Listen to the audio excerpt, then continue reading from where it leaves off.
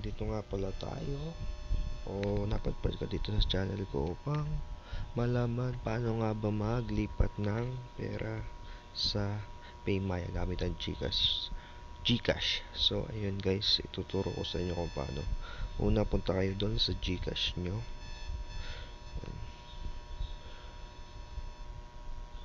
Yan, pagkapunta sa Gcash, so yan, may login with biometrics tayo. Try again, basa.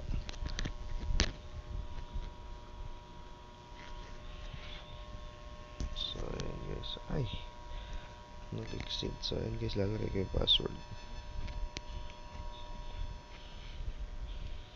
So yan guys, bali may 362 tayo.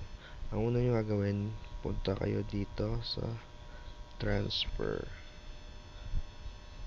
Pagkapunta nyo dito sa transfer, itong view all.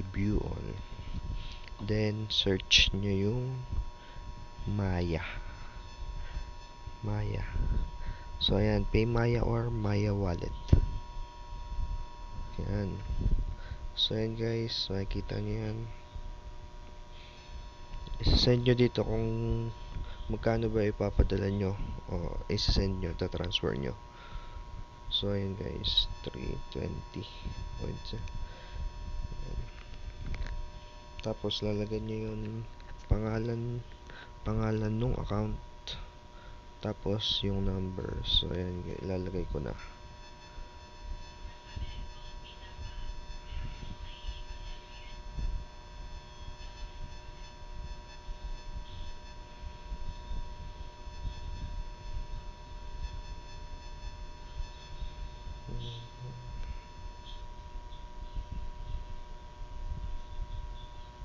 So ayun guys, once na malagay nyo na, send money nyo na.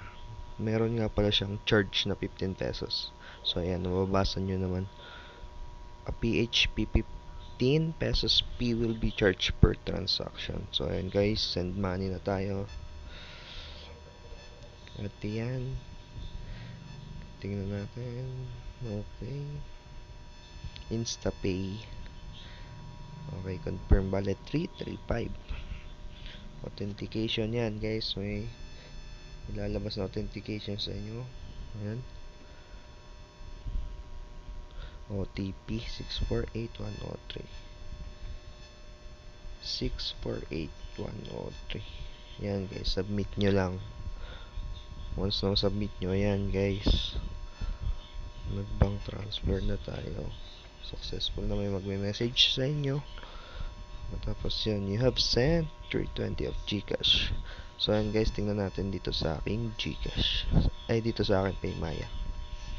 Or Maya nga pala. Maya na siya. Ayan guys. So ayan, lalagay akong password.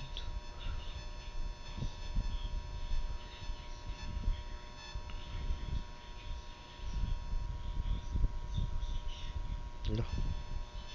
Ulit. Tanggalin natin. Ulit.